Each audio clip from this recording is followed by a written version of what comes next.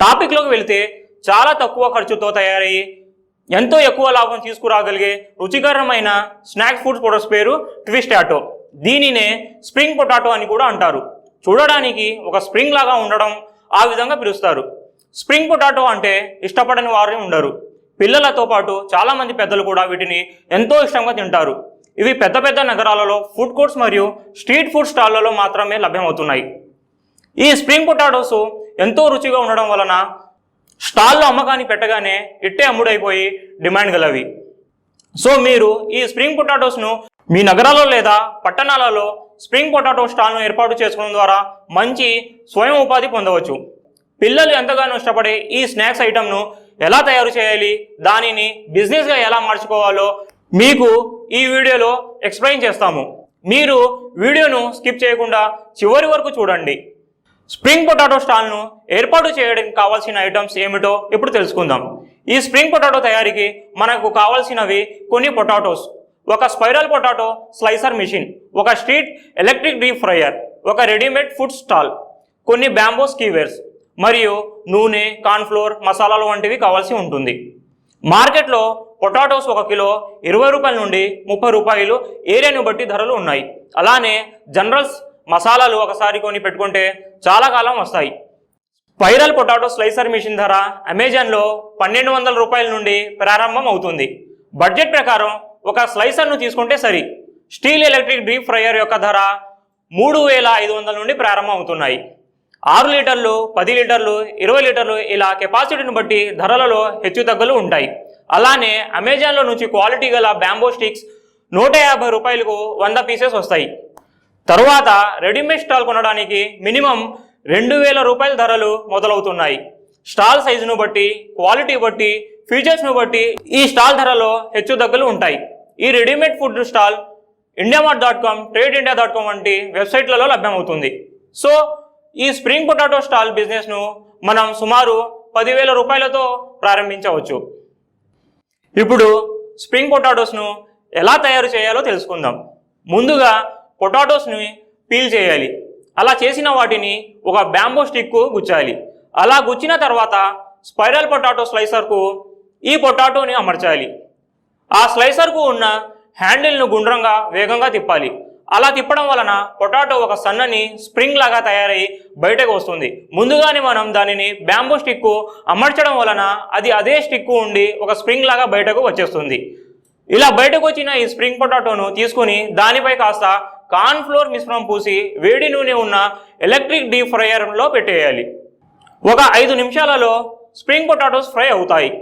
వాటిని నూనె నుండి బయటకు తీసి బ్యాంబో స్టిక్ కింద భాగంలో టిష్యూస్ అరేంజ్ చేసి కస్టమర్ చాయిస్ ప్రకారం మసాలాలు వేసి ఇవ్వడమే. అంతే, స్ప్రింగ్ పొటాటోస్ రెడీ. ఇంకా ఈ వీడియోని కూడా చూడండి.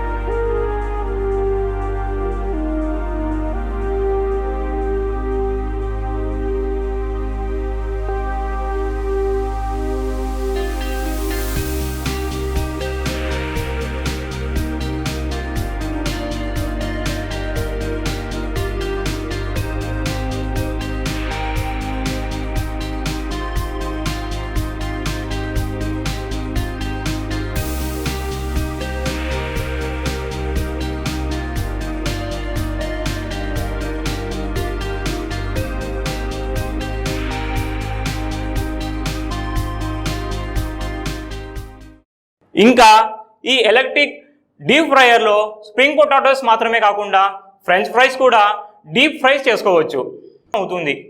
మీరు ఈ వ్యాపారాన్ని చిన్న తరహా ఫుడ్ స్టాల్స్లోనైనా నడపవచ్చు, లేదా ఒక మంచి బిజినెస్ సెంటర్లో ఒక షాప్ను అద్దెకు తీసుకొని దాన్ని ఒక ఫుడ్ కోర్ట్గా చేసుకోవచ్చు.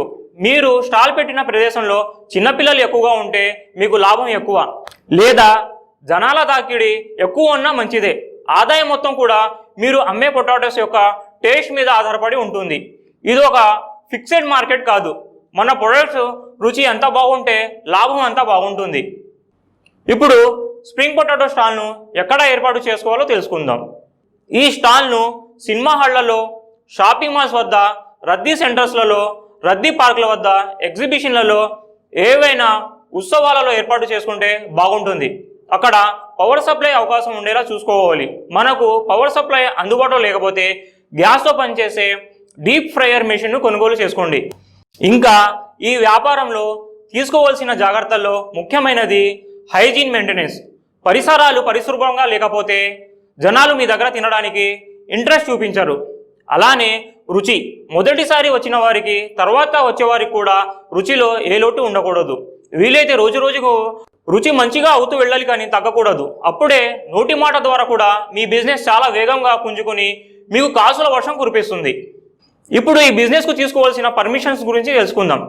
ఫ్రెండ్స్, మనం ఏ ఫుడ్ బిజినెస్ మొదలుపెట్టినా ముందుగా ఫుడ్ లైసెన్స్ తీసుకోవాలి. మీ యొక్క మున్సిపాలిటీ లేదా పంచాయతీ పర్మిషన్ తీసుకోవాలి. రోడ్ సైడ్ అయితే ట్రాఫిక్ పోలీస్ వారి అనుమతి తప్పకుండా తీసుకోవాలి.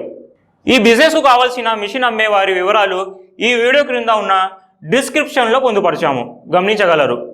ఈ వీడియో కనుక మీకు నచ్చినట్లయితే గుడ్ అని కామెంట్ చేసి లైక్ బటన్ ప్రెస్ చేయండి. మీ ఫ్రెండ్స్ అందరికీ షేర్ చేయండి. ఇప్పటి వరకు మన ఛానల్ను సబ్స్క్రైబ్ చేసుకుని వారు ఎవరైనా ఉంటే ఇప్పుడే తప్పకుండా సబ్స్క్రైబ్ చేసుకొని బెల్ సింబల్పై క్లిక్ చేసి నోటిఫికేషన్లు ఆన్ చేసుకోండి. Thank you.